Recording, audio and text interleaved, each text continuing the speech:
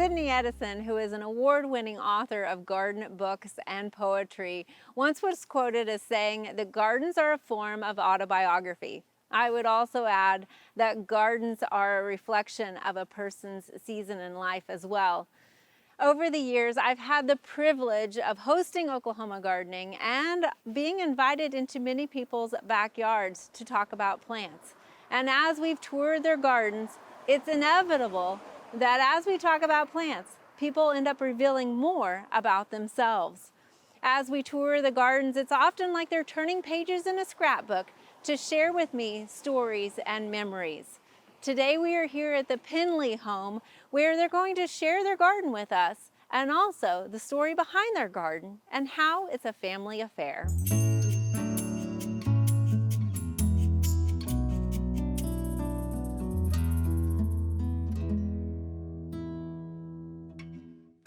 Catherine and David Penley moved here to this Edmond home to downsize 8 years ago.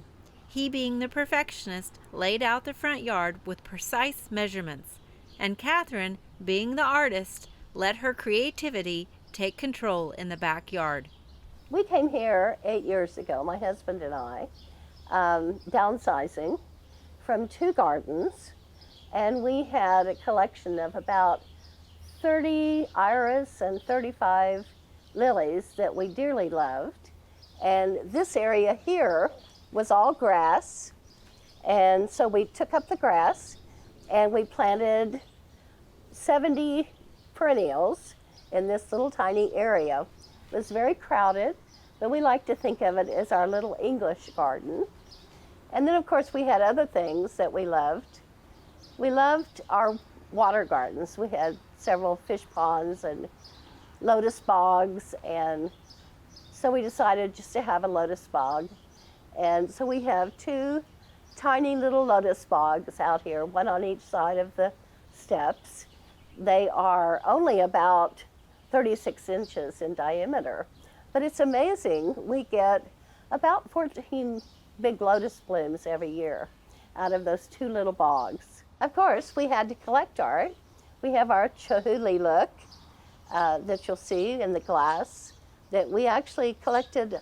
I think some of it came from the Dallas Arboretum, and some of it came from the Woodland Garden in Hot Springs, Arkansas. Whenever we visited botanical gardens all over the country, people were always thrilled to see us come because we took a lot home. We have a birdhouse or a bird feeder over here that my husband fell in love with, and I think at a botanical garden in Arkansas. And it's a good thing we had a van because he brought the whole big thing home.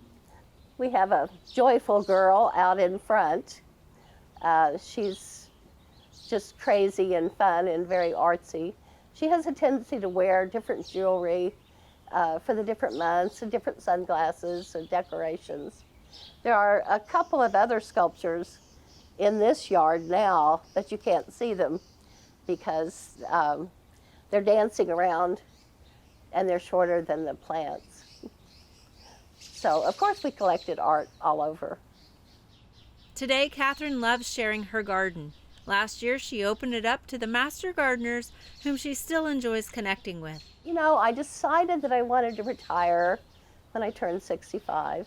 I wanted to have time to give back, and I was very concerned about children in our society today. And so I did 2 things. One thing is I worked with WizKids, which is a program in Oklahoma City that works with children who need help with their reading skills. And I became a master gardener so that I could work with junior master gardeners, which is the most fabulous garden program around. We go into the schools. We're serving about 6 schools, I think now, grade school level, and we have about 6 to 8 weeks in the spring and in the fall to put gardens out. So we plant quick growing gardens, and the kids learn so much about growing food. They come in not recognizing that is a thing. And they go out with bags of kale and lettuce and all kinds of wonderful things which they've learned to appreciate. So that was my favorite part of being a master gardener, that and all the wonderful speakers there are.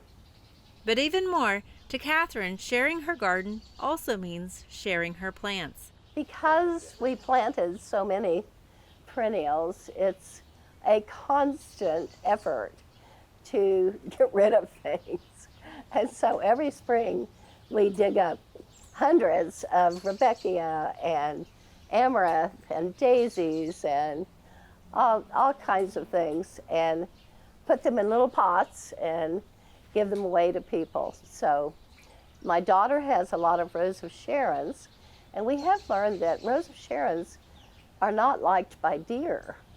And so that's about the only thing we can grow in the garden down there close to the woods. Everything else we've planted down there is gone. But the Rose of Sharons are just going like crazy, and now we've spread hundreds of Rose of Sharons all over Oklahoma City and Edmond. So that's been a fun part of the garden. Sometimes it's not so fun that we have to dig up so much in the spring, but it's okay. It's better than not having anything there. And her daughter Joy has also gotten this gardener's heart, as she is now sharing her plants back with her mom. There was a period of time that we lost the lotus. They died during a freeze in the winter. And we were lucky that my husband had built a bog for her at her home. And so you have to thin those out about every 3 years. And so she pulled them up and got some roots and brought them out here, I guess about 3 or 4 years ago now for me. And this was our first year to have to divide them again. David, who passed away 5 years ago, always loved water gardens, and the 2 lotus bog ponds tucked into the garden not only provide beauty, but are reminders of him. And the lotus was just really special to my dad. You know, downsizing, he had really large koi ponds at the Angel House. So my parents owned the Angel House Gallery in Edmond and then their home. And I think it's interesting that he brought lotus here, you know, and that was the special thing he wanted to bring here. And yeah, lotus is just, you know, watching it, you know, send up the bud and then the first day of bloom and then by the 3rd day, the full bloom. Yeah, and I think it just, for us, you know, we lost my father 5 years ago, and for us, every time that lotus comes up, you know, it's just him. And so I think we had 17 last year, we had 14 this year, and so it's just kind of a thrill. Catherine is unable to get around the garden like she used to, but has developed clever ways to continue gardening. The Master Gardeners tour last summer was just crazy about this solution my mother had. She figured out that she could get these shovels with handles, and she's put them in the flower garden, she's put them down to the vegetable garden, and they're just a really sturdy, handy little tool to have in the garden. As it became harder for me to go down to the garden, we have brought a few tomatoes up above and a few peppers and lots of herbs here on the patio. And we love mints and herbs and basils in particular. And the deer don't like them at all, so we found that to be a very good situation for all of us. Well, and a couple of years ago, we discovered those wonderful tumbling toms. Yes. We only find them at the farmer's market in Norman, but they're called tumbling tom. You can put them in a pot, and they get, this big, and they spill over, and they're just covered with little tomatoes. While gardens take work, if you're doing it with the people you enjoy, gardens can become a labor of love and a scrapbook of memories. So growing up, children, I have 2 brothers, growing up children of gardeners. Our parents spent their weekends gardening. Our father always had a big vegetable garden. All childhood memories are all gardening. And as a matter of fact, my brother said recently he didn't realize that all the other kids weren't weeding all weekend. So that was our family, weeding with our parents, and now all 3 of us have gardens at home. And as a matter of fact, all my perennials in my yard are from my mother. All my lorope, we xeriscaped all our lawn, so all my lorope is from my mom and my grandmother. So it's nice. You go outside and you think of your family. One of the most fun things the children have done for me since my husband has been gone is they have a couple of family cleanup days in the spring and in the fall. Everybody comes. There are 13 grandchildren and 6 children, including spouses. And they all come and just wipe everything out and do everything that needs to be done. And we usually have pizza.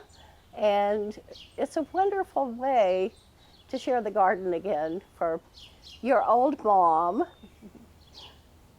It's a good day.